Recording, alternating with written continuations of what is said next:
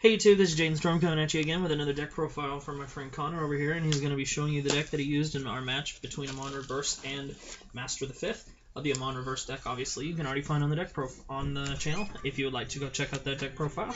And now Connor's going to be showing you his Masterofthe5th deck. So, Connor? Alright, just to let you know, I'm still going back and forth on this, so it's not completely permanent, but I do like how it's going thus far, despite that last match. Yeah.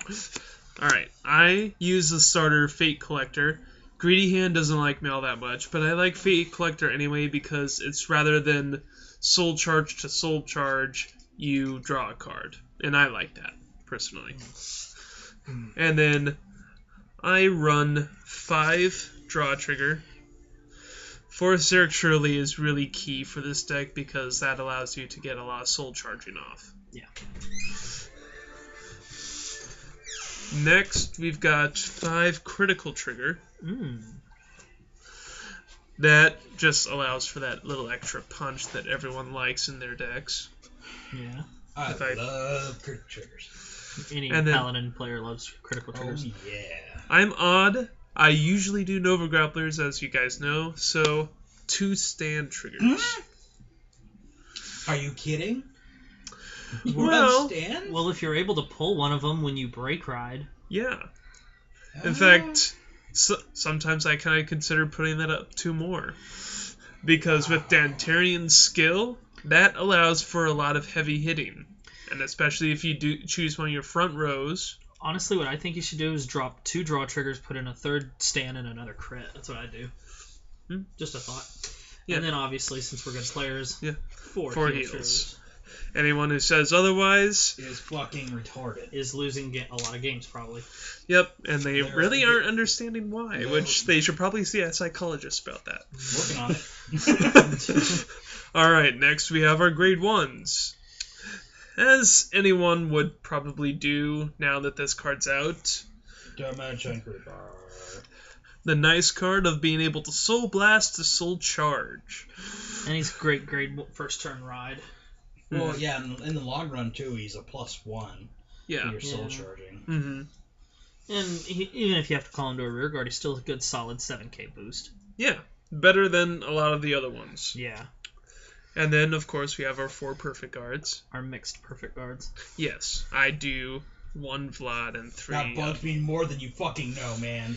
Hey, I would rather do 4 of the rabbits, because me personally... I like the rabbit. I thought about just going up and buying you a fucking rabbit, just so you have a solid line. Anyway, enough of the ranting. If you have a March rabbit, if you have a March rabbit of Nightmare Land, let me know.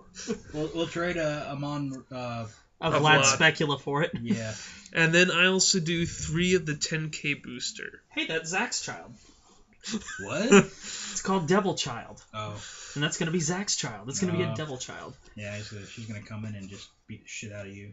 Yeah. What, fresh out of the womb? Yeah. Next up, we've got 3 Gwen the Ripper. Blaster Blades. Blaster Blades! That's what he is. On a recent accounting of this deck, I found out that I don't really counterblast that much. So, I put in Gwen the Ripper, and he's been doing actually really well. He's kind of that unexpected, I'm gonna pop this. I love boards like that.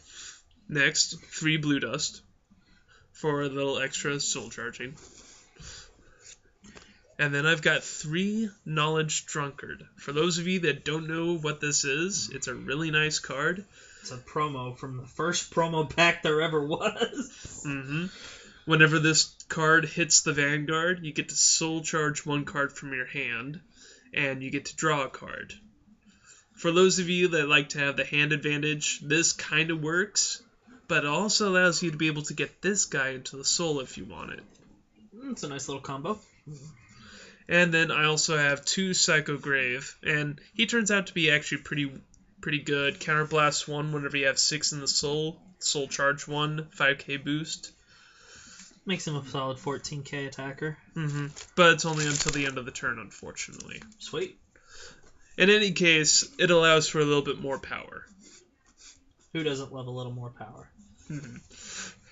And then next, we have, for the grade 3s, 4 Dantarian, This one's an SP. Thanks to me. Yes, yeah. Thanks to... me over here, because he came to Alien, and I'm like, hey, Connor, I got you a Dantarian. He's like, I already have my Dantarians. And I was holding it in this guy's face, and he's like, I don't need it. And I said, look closer. You never saw someone grab a card quicker. It's shiny!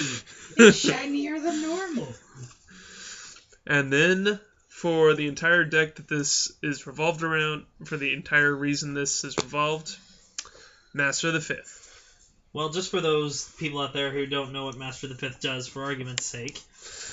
If you have 10 cards in the soul, this guy gives a 3k boost to everyone. Everyone? Not the opponent. But to everything that you have. Including the Vanguard, right? Including the Vanguard. Good. So it's a 6k boost to each of your rows. Sweetness. And I'll say this, as the first person that deck faced, it's shell shock. When you, if no one has ever fought this type of deck before, if he break rides this on that, everything is really scary. Well, I'm 6-0 against the deck. Well, I know. I've the first time I played it, I lost to it. And I think I was using Aquaforce, or something like that. I don't know. And he's like, swing for 47. That's not the Vanguard. No, it's not. No guard. Nope. So this deck, it does create shenanigans. It makes a nope column. You see that and go, nope. Yeah, it's like, I can't guard that. I just don't have the resources.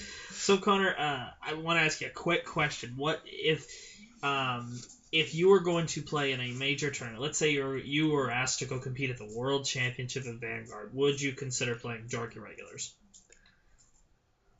Me personally, I would not. Well, the reason I ask is because I did a video, and it was talking about the top 5 clans in Vanguard, and then I also made a video about the top 5 decks that are currently in the meta. And Amon Reverse was my second alternate, and the reason was, when you play Dark Irregular, and you can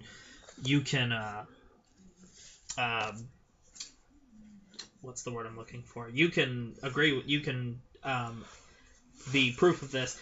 When you're playing Dark Irregulars, you're basically playing Russian Roulette because you never know what you're going to soul charge. You might soul charge your grade 3s, and as we saw in game 1 of that match, you soul charged all 3 of your Master of the 5th. You can soul charge perfects. You can soul charge your triggers. I mean, it's a crap shot at best. I mean, it's a fun deck. I love it. I love Dark Irregulars because I think the artwork in them is extremely good. Oh yeah. That, and they are pretty powerful if you can do things off right. The thing is, you just need a little bit of luck. Yeah. That and The Fifth Element is a very good movie. The Fifth Element is a good movie. It is a wonderful movie. If you've not watched The Fifth Element, it's got Bruce Willis in it. That's the only downside to that movie, is that it has Bruce Willis in it. Don't hate on Bruce Willis. Die Hard and... Oh, man. Okay. Well, guys, in the comment section below, feel free to share your thoughts on Master of the 5th Element deck Connor, provided to you by Connor. Feel free to leave it in the comment section below, as well as any suggestions you might have for the deck, or any kind of thing that you just like to say, as long as it's tasteful. So anyway, guys, thanks for watching. Comment, subscribe, thumbs up, and see y'all later. No dicks were sucked in the making of this video.